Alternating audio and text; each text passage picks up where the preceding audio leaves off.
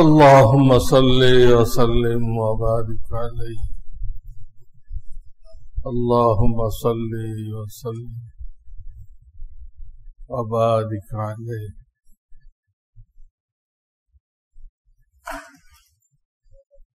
الحمد لله وكفى والسلام على عباده الذين اصطفى أما بعد فأعوذ بالله من الشيطان الرجيم بسم الله الرحمن الرحيم وعاشروهن بالمعروف وفي آية أخرى ومن آياته أن خلق لكم من أنفسكم أزواجا لتسكنوا إليها إلى آخر الآية. وقال النبي صلى الله عليه وسلم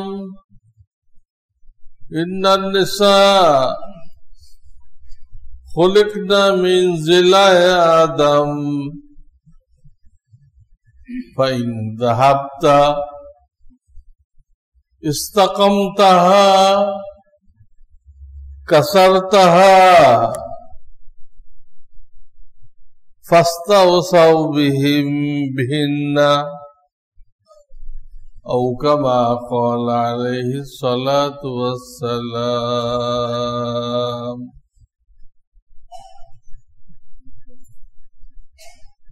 बुजुर्गान मुहतरम, अल्लाह रब्बुल आलमीन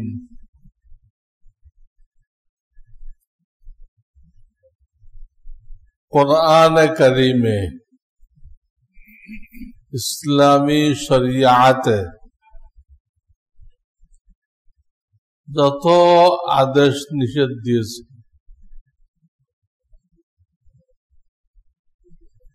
আমি আগেও বলেছিলাম এই উভয়টা কিন্তু ইবাদত।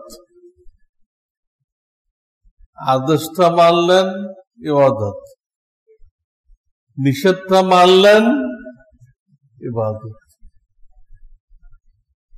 কেউ ঘুষ নিল না, সেটা ইবাদত। কুদৃষ্টি করলো না, ইবাদত। গীবত করলো না, ইবাদত। তো যেগুলো বর্জনীয় এগুলো যে ইবাদত, এটা অনেকে জানে না। বহু হাদিস দ্বারা প্রমাণিত।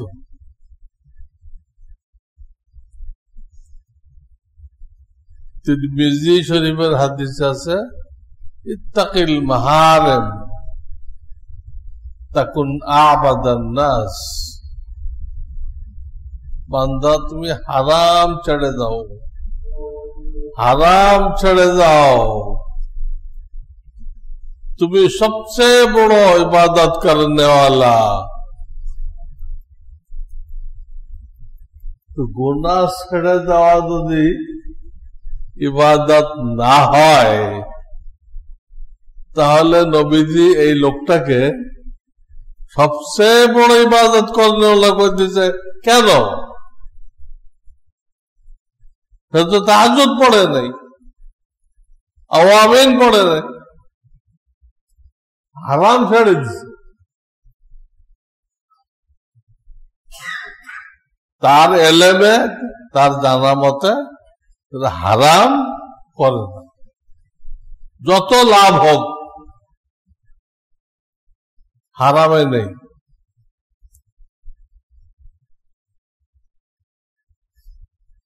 এই জন্য বলা হয়েছে হারামে আরাম নেই। পেরেশানি আছে,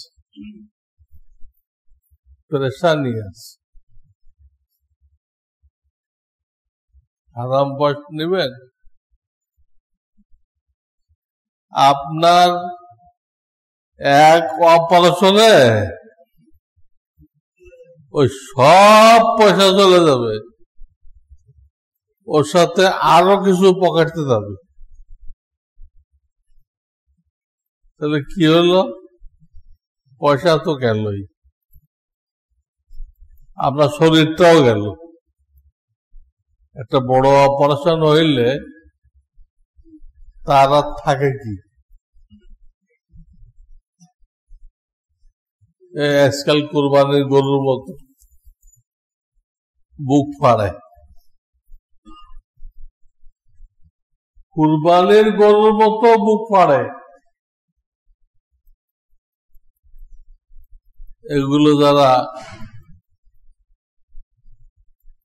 মেডিসিন বিশেষজ্ঞ, তাদের ব্যর্থতা।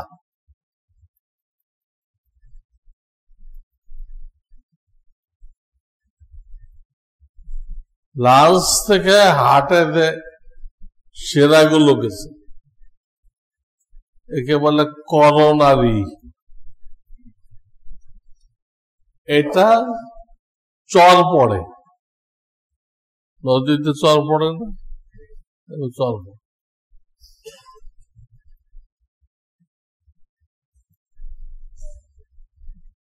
কোলেস্টেরল বেশি হলে পড়ে। আবার ক্যালসিয়াম যদি পরিমাণ থেকে কেউ বেশি খায়, ক্যালসিয়াম চর পড়ে।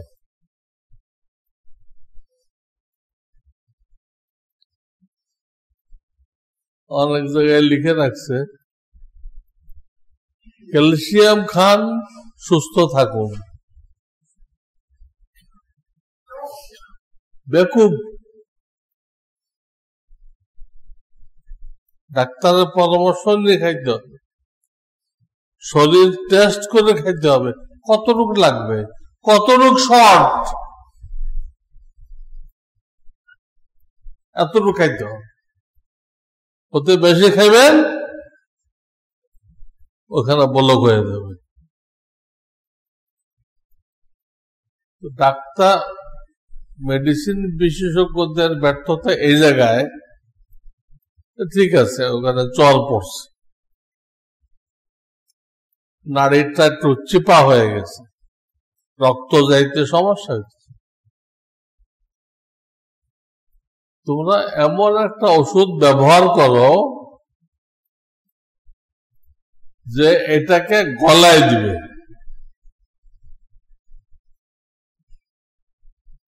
এটাকে আস্তে আস্তে আস্তে আস্তে আস্তে মিশাই দিবে।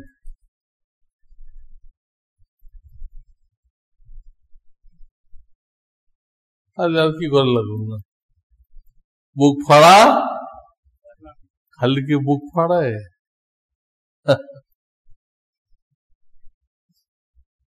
হাত ফাড়ে রগ নেওয়ার জন্য, পাও ফাড়ে, খালি বুক না, বুকের সাথে আরো অনেক কিছু হয়।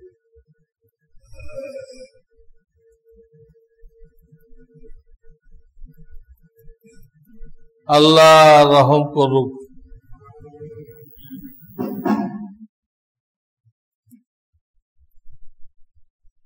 মেডিসিন বিশেষজ্ঞদের তৌফিক দান করুক, তারা মানুষের বুক না ফেড়ে ওষুধ দিয়ে ক্লিয়ার করুক। সম্ভব, সম্ভব।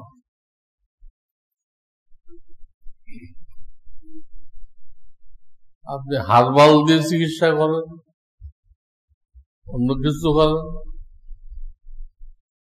তারা আপনার ওই বলকটাকে সারবে তাদের চিকিৎসা দিয়ে। তারা কিন্তু আপনার বুক ফাড়বে না, তারা আপনার বুক ফাড়বে না।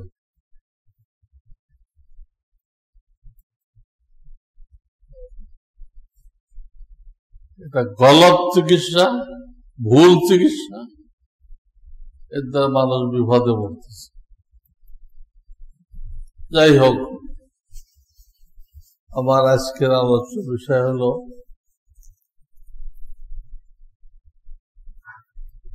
অনেক জুমা থেকে, পিছনের অনেক জুমা থেকে আমি আল্লাহর মেহরবানি হক, অধিকার এর বয়ান করে আসছি। আপনাদের আশা করি মনে আছে। সাধারণ মুসলমান ভাইদের হক বলছি না আমি। বাপ মা বেঁচে থাকলে হক কি, মারা গেলে কি হক,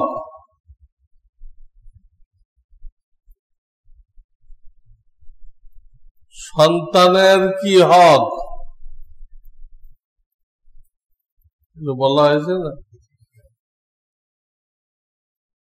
এই হক গুলো আল্লাহ তাআলা খুলে খুলে বয়ান করছে। কোরআনে নামাজ রোজা খুলে খুলে বলা হয়নি, শুধু একটা আদেশ দিয়েছে, ওয়াকিমুস সালাহ, নামাজ কায়েম করো। আরে বাবা, কয় ওয়াক্ত করবো, কোন ওয়াক্তে কত রাকাত, কোন ব্যাখ্যা নেই কোরআন শরীফে। সব ব্যাখ্যা হাদিস শরীফে। হাদিস হলো কোরআনের ব্যাখ্যা। এত বড় বড় ইবাদত, এইগুলোকে আল্লাহ খোলেন নাই, একটা মৌলিক অর্ডার দিয়ে ছেড়ে দিয়েছেন। কিন্তু হক যে বয়ান করছে, অধিকার, সেইখানে কিন্তু খুলে খুলে বয়ান করছে।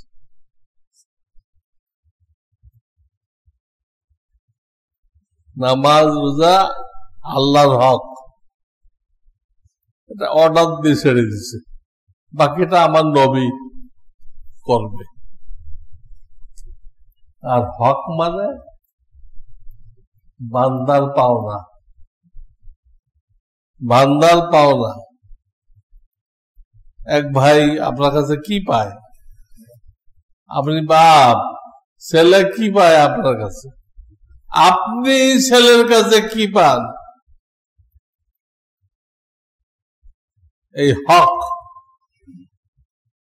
এটা না দিলে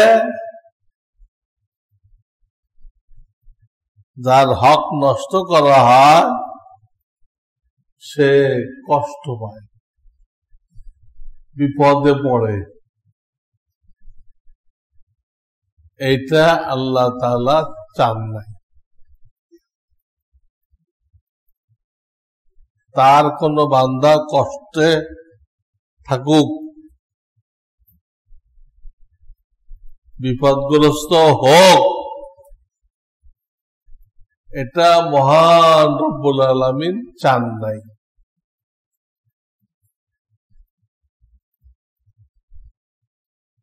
এজন্য আমি মসলা শোনাচ্ছি আপনাদের। আপনি নামাজ পড়তেছেন, সামনের বাক্সের মধ্যে জুতা রাখছেন,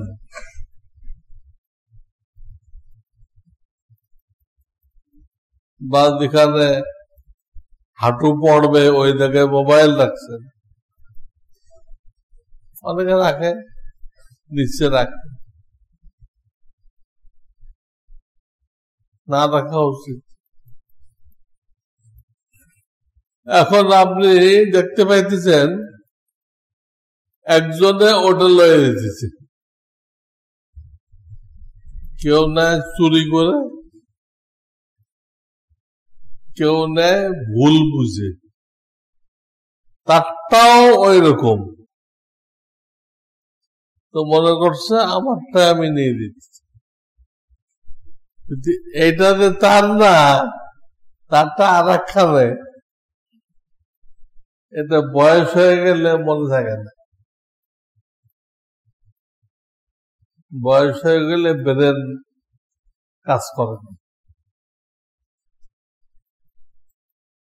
এই জন্য সরকার একটা নির্দিষ্ট বয়সের পরে বাদ দিয়ে দেয়, রিটায়ার্ড। তুমি ডবল ক্লান্ত হয়ে গেছো, খালি টায়ার্ড না, রিটায়ার্ড।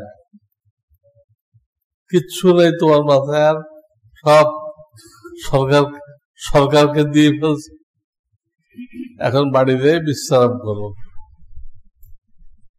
বুঝছেন? এটা কিন্তু আমাদের মাদ্রাসার লাইনে নেই।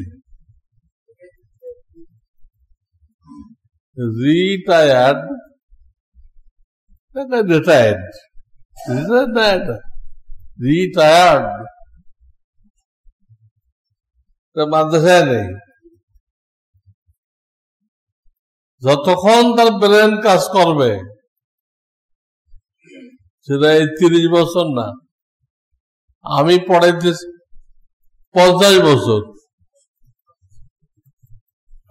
সরকারি চাকরি করলে এতদিন আমাকে 2 বার রিটায়ার করছে।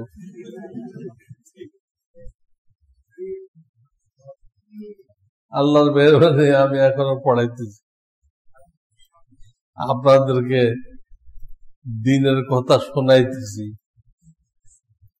হ্যাঁ, সেই কথাগুলো আবার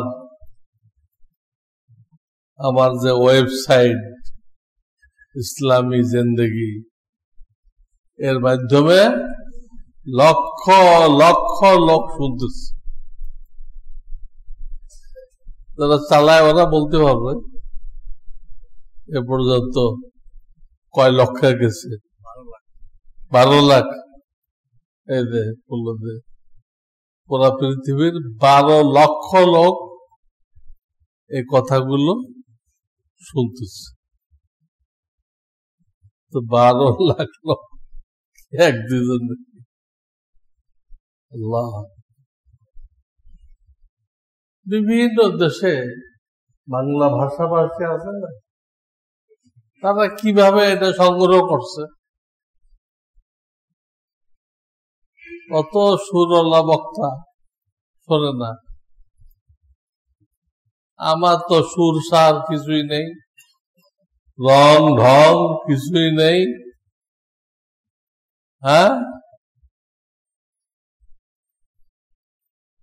চাকচিক্যের কি উষা টুপি বলে বেদান্তীরা, ওই টুপিও নেই, নর্মাল একটা টুপি। বয়ানও কি ক্লাস, সবক পড়ানোর সময় যেরকম পড়ায়, বয়ানও একটা ক্লাস। আলহামদুলিল্লাহ, যারা শোনে তারা একটা দেখুন একটা বিষয় বুঝতে পারে, এই ব্যাপারে শরীয়তের নির্দেশ কি এটা বুঝতে পারে। এখানে কোন ইউসুফ জুলাইখার কিস্সা নেই, রানী বিলকিসের কিস্সা নেই, কিছু জরুরি কথা। তো এখন আমার বয়ান চলতেছিল, এখন তো রবিউল আউয়াল চলতেছে, প্রিয় নবীজির সিরাত বয়ান করতে হবে। তো তার সিরাত থেকেই বলি আমি, এই যে হক বলি, এই হক মানে কি? এগুলো নবীজি বলে গেছেন, করে গেছেন, সেটা তো হক সাব্যস্ত হয়েছে। কি নবীজির আমলের বাইরে? নবীজির আমলের বাইরে এগুলো তিনি বলে গেছেন, নিজে বাস্তবায়ন করে দেখাই দিয়ে গেছেন। এটাই সিরাত, এটাই সিরাত মাহফিল। প্রত্যেক জুমায় আমি যে বয়ান করি তা সিরাত।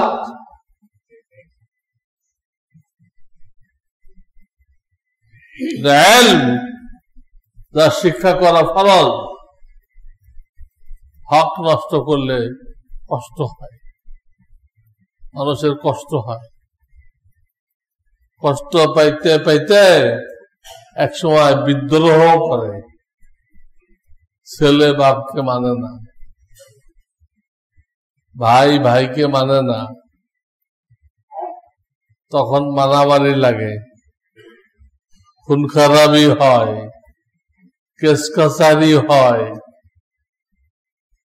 কেস কাছারি করতে রে দুজন ফকির হয়ে যায়, যায় কিনা? অথচ যদি প্রত্যেকের হক আদায় করে তাহলে এগুলোর কোনো অবকাশ আছে? হ্যাঁ, সবাই চাইতেছে আমার ভাই একটু লাভবান হোক, আমি একটু কম নেই। প্রত্যেকটা মুসলমানের টেন্ডেন্সি যে আমার ভাই একটু লাভবান। আমার দোকানে এসে কোন ভাই ঠকবে, কোন হিন্দু ঠকবে, এটা হইতে পারবে না। আমার দোকানে এসে কেউ ঠকতে পারবে না। দোকান যেটা উদাহরণ দিলাম, সবাই তো আর দোকানে বসে না, এক একজন এক পেশা করে। যে যে পেশায় আছে সে তারটা নিয়ে চিন্তা করবে, আমার কাছে যে কাজ নিয়ে আসবে সে ঠকবে না।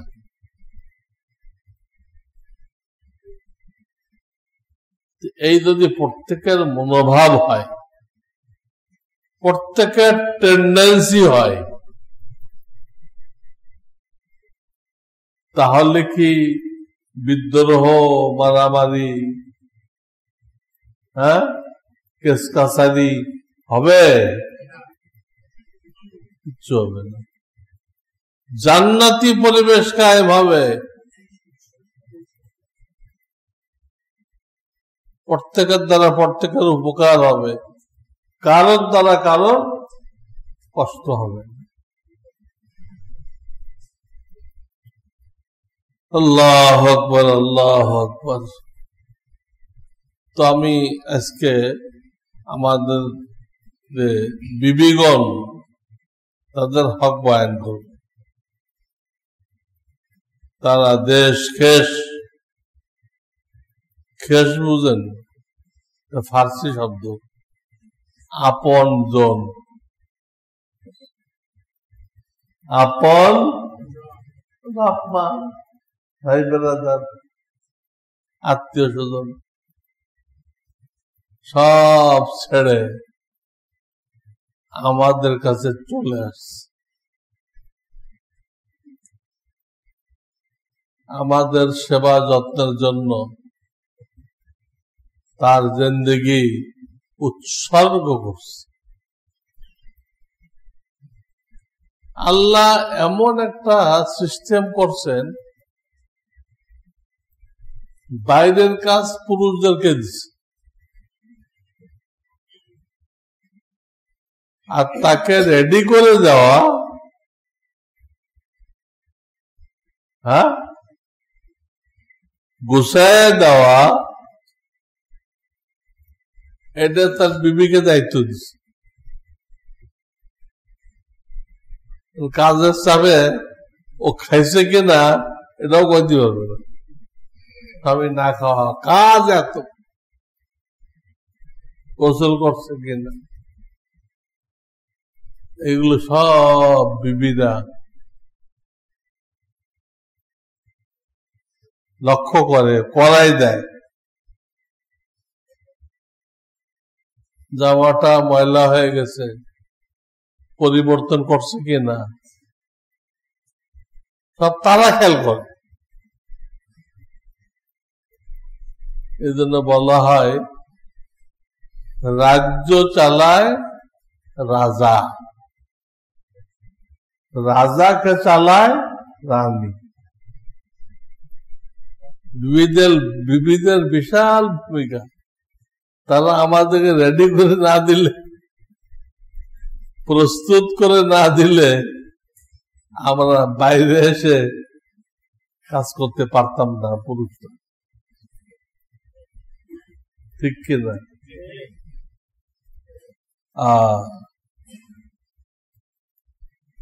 প্রত্যেকটা মানুষের মধ্যে আল্লাহ একটা হাজারো সিফাত আছে, একটা সিফাত আছে মোহাব্বত প্রকাশ করা, আদর সোহাগ করা, বিনোদন, বৈধ বিনোদন মানুষের চাহিদার মধ্যে আছে। এর জন্য আল্লাহ তাআলা বিবিদেরকে রাখছে।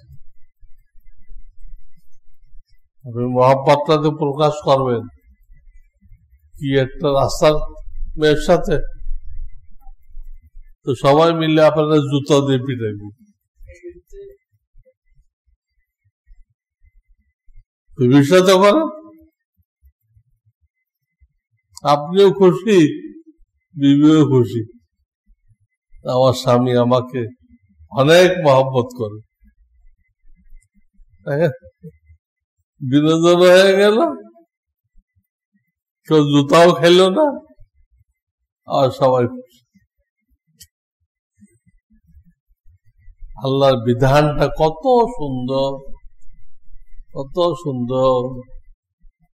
তাই কোরআনে আল্লাহ বলছেন ওয়াশিরুহুন্না বিল মারুফ, বিবিদের সাথে সুন্দর আচরণ করো, আমি আল্লাহ সুপারিশ করতেছি, আমি আল্লাহ তোমার সৃষ্টিকর্তা, রিজিক দাতা, পালন কর্তা, স্বাস্থ্য রক্ষা কর্তা, সবকিছু আমি বলতেছি। আমার বান্দি আমার বন্টনের দ্বারা তোমার কাছে গেছে, অটোমেটিক না, তা ঘটনা চক করে না, আমার একটা কুদরতি বন্টন আছে, এই বন্টনের দ্বারা তোমার কাছে গেছে, আমি পাঠাইছি, আমি তোমাকে বলতেছি আমার বান্দি আমি তোমার কাছে পাঠাইছি, তুমি এর সাথে সদ্ব্যবহার করো। আকুলু কওলান সাদীদা, তার সাথে ভালো কথা বলো, তাতে সে শান্তি পায়। খোসা মারা কথা বলো না, টেড়া কথা বলো না, তাতে দিলে ব্যথা পায়। তার বাপ মার কোনো দোষ নিয়ে আলোচনা করো না। কোন মানুষ দোষ গুণের ঊর্ধ্বে না, বলুন আকুলু কওলান সাদীদা। আর এক আয়াতে আল্লাহ বলছেন, আল্লাহ তোমাদের থেকেই তোমাদের বিবিদেরকে তৈরি করছেন, খালাকাল্লাকুম মিন আনফুসিকুম আজওয়াজা লিতাসকুনু ইলাইহা, তাদের কাছে গেলে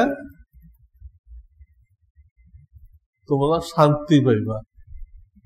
সমস্ত কষ্ট কেলেশ, বাইরে কত কষ্ট কেলেশ সব দূর হয়ে যাবে। এসির কাছে গেলে যত গরম থাকুক ঠান্ডা হয়ে যাবে। আল্লাহ বিবিকেও একটা এসি বানাইছে, বিবিও কি এসি, এসি। এই এসির কাছে যাবেন সব কষ্ট কেলেশ। আল্লাহ কইতেছে লিতাসকুনু ইলাইহা, তাসকুনু মানে কি? শান্তি পাওয়া।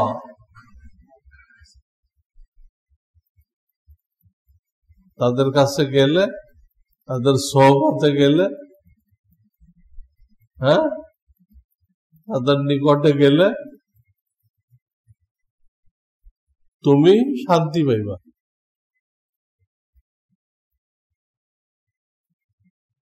এই জন্য এটা আজকে জমা হবে না, আজকে তো স্ত্রীর হক বয়ান করো। স্ত্রীরা আমাদের কাছে কি পায় সামনে যখন বয়ান করব, আমরা তাদের কাছে কি পাই? স্বামীর হক সেখানে আসবে। আর মেইন হক হলো স্বামীর শয্যা সঙ্গী হওয়া। স্বামীর আপনি এক ঘরে আর এক ঘরে, আপনি এক খাটে আর এক খাটে, কি তরিকা? কি তরিকা?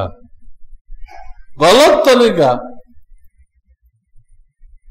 হাদিস আছে স্বামী স্ত্রী দুইবার গেছে দুইজন উযু করতে বা গোসল করতে, বোঝানোর জন্য বলতেছে, এটা হাদিস, এটা নবীজি ভালো বলেন নেই, সমালোচনা করছে। তোমাদের মধ্যে মহব্বত নেই, একসাথে গেলে না কেন? নবীজিও তো গোসল করতেন এক পাত্রে, একদিক দিয়ে নবীজি পানি নিচ্ছেন, আর দিক দিয়ে মা আয়েশা পানি নিচ্ছেন। খেয়াল করেন, তখন কোন মগ ছিল না। মগের মূল্য তো এখন হয়েছে, তখন কোন মগের মূল্য ছিল না। হাত দিয়ে পানি দিত, হাত দিয়ে। এখন মানুষ এমন বেকুব হয়েছে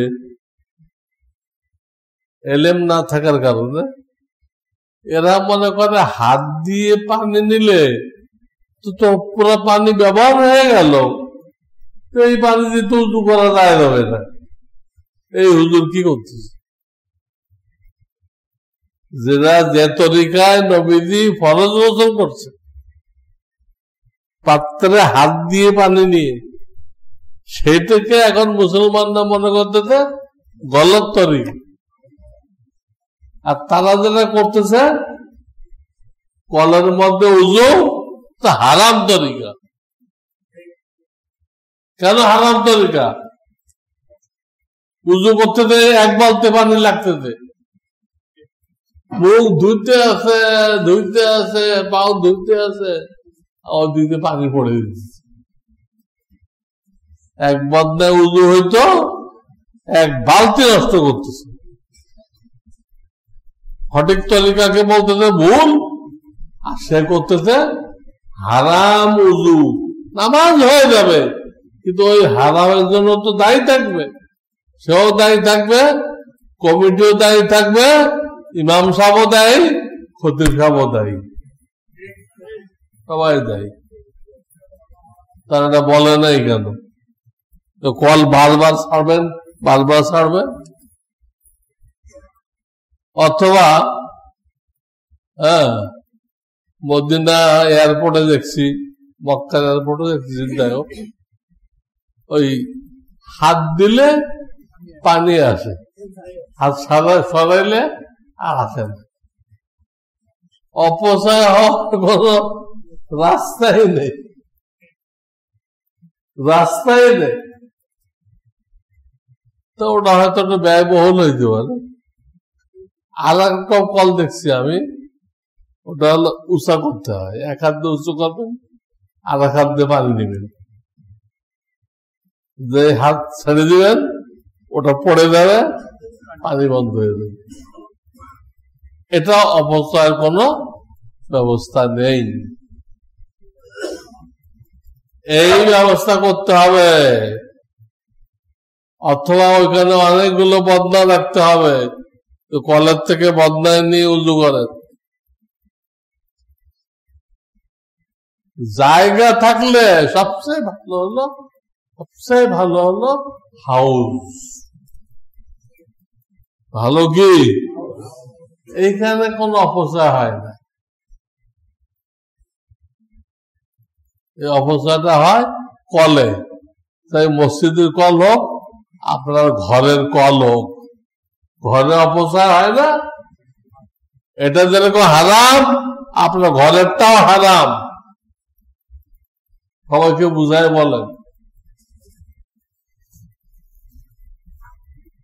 তো মহিলাদের সম্পর্কে, স্ত্রীদের সম্পর্কে আমি 3 জায়গার থেকে 3টা আয়াত পড়লাম। সদ্ব্যবহার করো, তাদের সাথে ভালোভাবে কথা বলো, এবং তাদের কাছে গেলে তোমরা শান্তি পাইবা।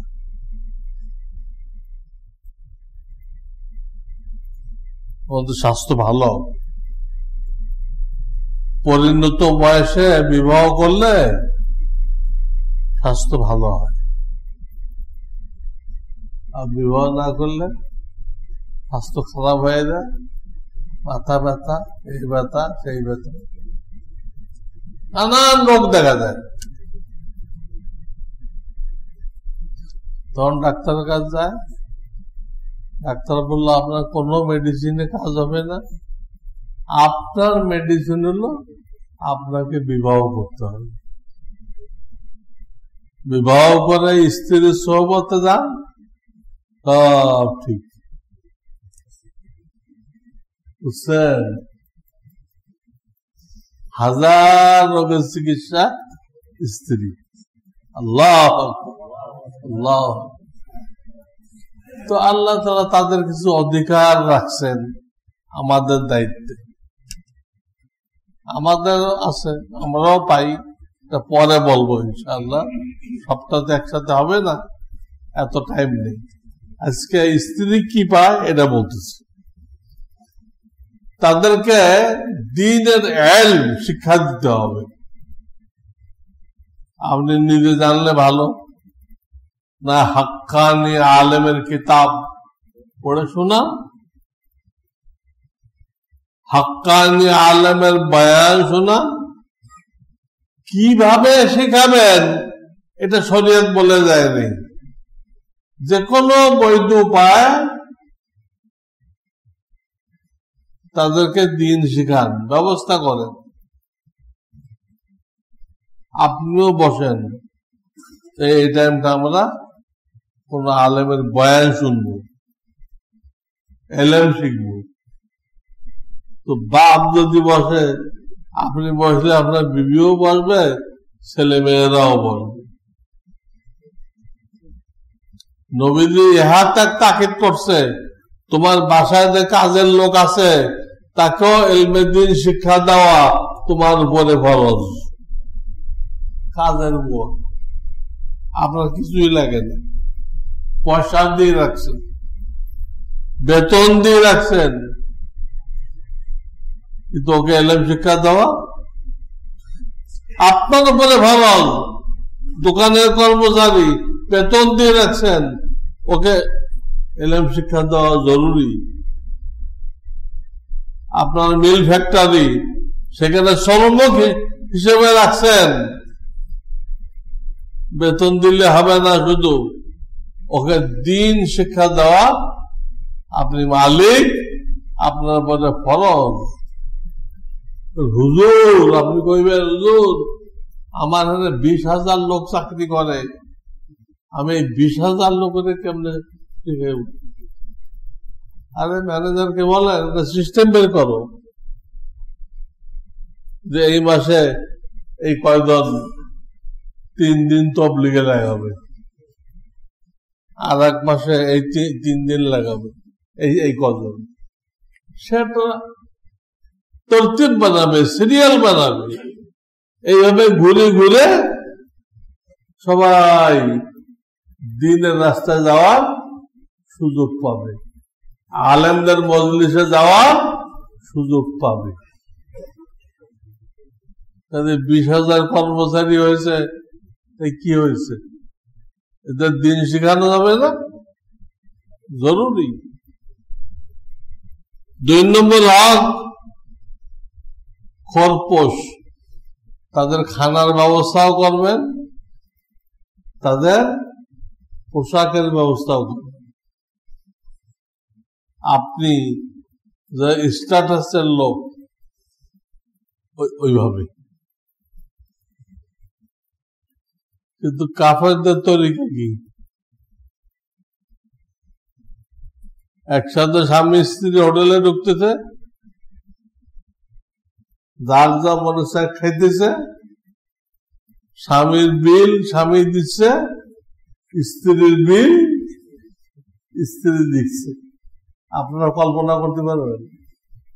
আমাদের দেশে কোন স্বামী স্ত্রীকে বলে তোমারটা তুমি দাও, তখনই সালাম দিয়ে আচ্ছা আপনি থাকেন, আমি বাপের বাড়ি যাচ্ছি, শেষ। এটা 1 মিনিটের জন্য মানবেন। আমি তোমার জন্য জীবন উৎসর্গ করছি, আমার খানার বিল আমি দিব, তুমি স্বামী হয়েছো কেন? আমার জীবনের দায় দায়িত্ব তো তুমি নিছো, বিয়ে করছো মানে জীবনের দায় দায়িত্ব তুমি নিছো। এবং তাকে পৃথক রুম দিতে হবে, ঘর দিতে হবে, পৃথক। পৃথক মানে কি? যেখানে স্বামীর কেউ থাকে না, স্বামীর কেউ কোনো কাজে যাইতে পারে, সেটা ভিন্ন জিনিস, থাকে না, যাতে সে স্বামীর সাথে অন্তরঙ্গ ভাবে সময় কাটাইতে। স্বামীকে তো পাওয়া যায় কতটুকু, বাইরের কাজ নেই ব্যস্ত, হালাল রিজিক নেই ব্যস্ত, যতটুকু পাওয়া যায় সে তার মনের যে একটা চাহিদা পূরণ করতে পারবে। মানে 8টা লোক যদি থাকে, আপনার বোন থাকে, অমুক থাকে, সমুক, তাহলে হবে? পারবে? এটা কোরআন আদেশ। আসকিনু হুন্না 28 পারা, মিন হাইসু সাকানতুম, পৃথক রুম হোক, কোন ঘর হোক, দিতে হবে। তাদের সাথে সুন্দর আচরণ করতে হবে, খুঁটিনাটি ভুল ত্রুটি হবে হবে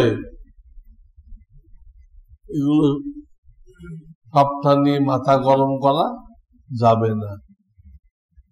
চুপ থাকেন, ভুল পেলেই চিল্লাচিল্লি করেন, এতে সম্পর্ক নষ্ট হবে, শান্তি শৃঙ্খলা থাকবে না। সবর করবে। তার পিতা মাতা, ভাই বেরাদার, মাহারাম যারা আছে, তাদের সাথে মাঝে মাঝে দেখা করতে পারে, আপনাকে এই সুযোগটা দিতে হবে। বাপ মার সাথে দেখা করবে। বাপ মা মরে গেছে, তাদের কবরটা দেখতে মনে চায়, আপনাকে সুযোগ দিতে। স্ত্রীর পাওনায়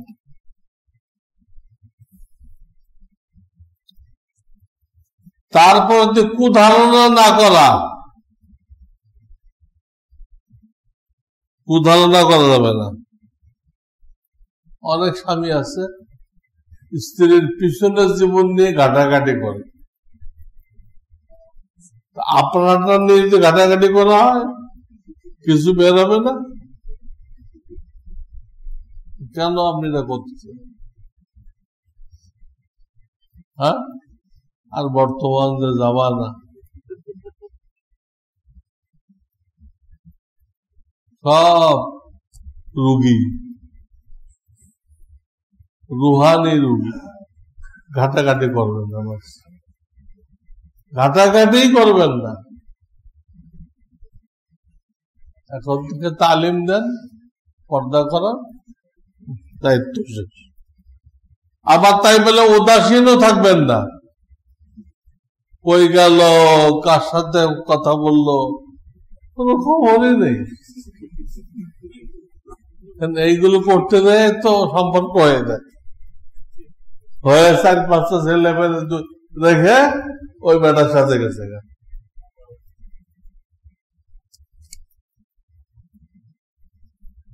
কাজে এই মহিলাদের কাজ বুঝার কোনো কায়দা নেই। আপনি মনে করতেছেন তা আমার একান্ত স্ত্রী, পরে দেখা গেল আর একজন, সেও বলতে আমার একান্ত, দেখা গেল না আর একজন। এই জন্য উদাসীন থাকা যাবে না, খেয়ালও রাখতে হবে।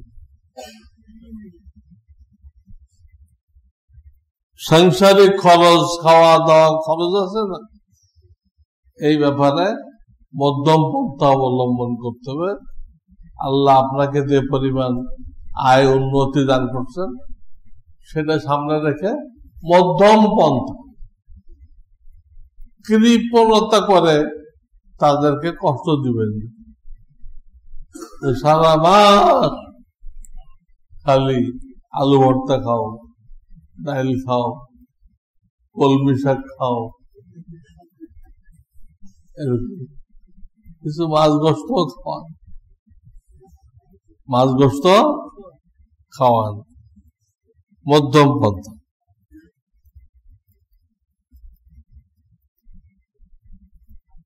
এই একটা জিনিস আমি বলতে, আমার দেশে জানেই না, স্ত্রীকে হাত খরচ দিতে হবে। তারা চাকরি করবে না, তারা চাকরি করলে আপনাকে মানবে না, আপনার থেকে ভালো স্বামী খুঁজবে, আগুন লেগে যাবে, তারা চাকরি করবে না। আপনি তো অনুযায়ী হাত খরচ দিবেন। আলহামদুলিল্লাহ, আমার বিবাহিত জীবন 47-48 বছর হবে। শুরুতে আমার বেতন ছিল খুব কম, এখন আল্লাহ একটু বাড়াই দিছে। আমি পয়লা দিন থেকে এই পর্যন্ত সবসময় হাত খরচ দিয়ে আসছি, সবসময় বাদ রাখিনি। ওটা কোনো কৈফিয়ত নেই না, কোথায় খরচ করছে, খালি বলে দিছি বৈধ জায়গায় খরচ করবা।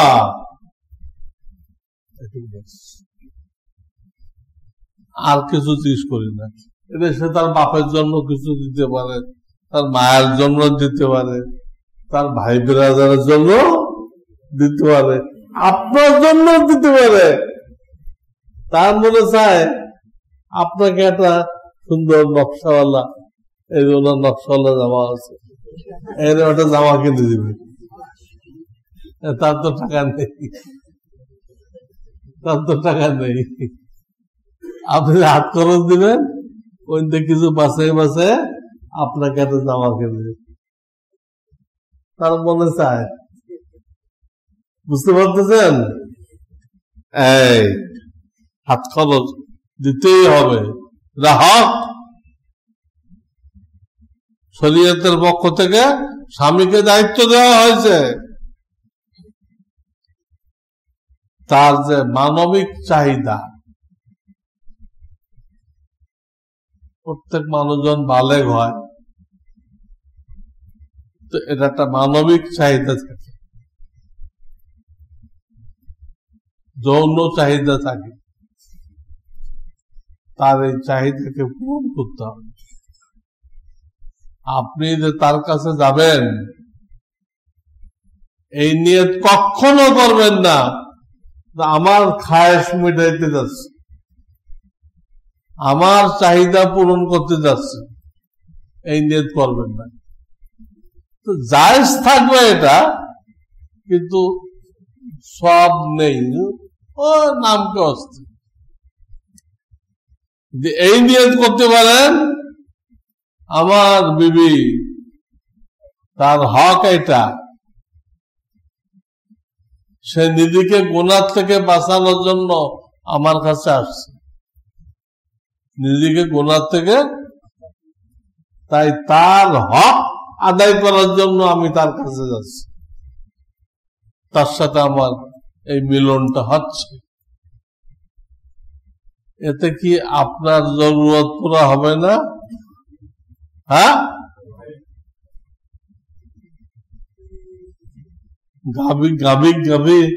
গাভী কিনলে দুধ খাওয়ার নিয়ত করা লাগে। গাভী কেনার সময় দুধ খাওয়ার নিয়ত করলে দুধ দিবে, দুধ খাওয়ার নিয়ত না করলে আর দিবে না। তার হক আদায় করার নিয়ত করতেছেন, এই নিয়তে গেলে আপনার জরুরত পুরো হবে, মাঝখান থেকে বিশাল নেকি পেয়ে গেলে। এক বুজুর্গ জীবনে একবার ভুল করছিল, সে নিজের খায়েশ পূরণ করার নিয়ত করছে, সবসময় বিবির তাই খেয়াল করে, একবার ভুল করছে, তাকে অনেক উপরে চলে গেছিল, আল্লাহ নিচে নামাই দিচ্ছে। এটা কিন্তু গুনাহ না, কিন্তু ভুল। এই ভুলের কারণে অনেক উচ্চ মাকাম থেকে নামাই দেওয়া হয়েছে। এটা তরিকা আছে, নবীজি বয়ান করছেন হাদিসে, তরিকা আছে, এই তরিকা শিখে নেবেন, এটা জরুরি।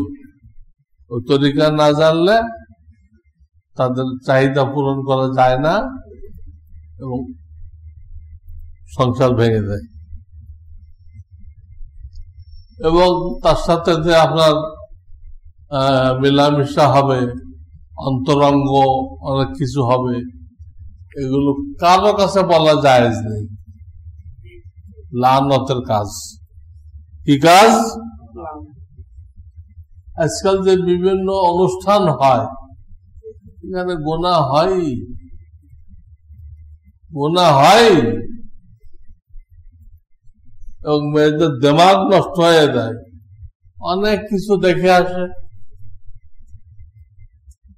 এসে স্বামীকে চাপ দেয়, এটা আমাদের ঘরে নেই, নিয়ে আসে। এই জন্য অনুষ্ঠানে নেবেন, যাদের ঘরে সামান কম এমন জায়গায় নেবেন, যাদের ঘরে সামান কম, ওরা রাত দেখে আসে, ওটা তার না থাকলে স্বামীকে চাপ দেয়, স্বামীর কত বেতন তা থাকবে না, ঘুষ খায়, পথভ্রষ্ট হয়ে যায়।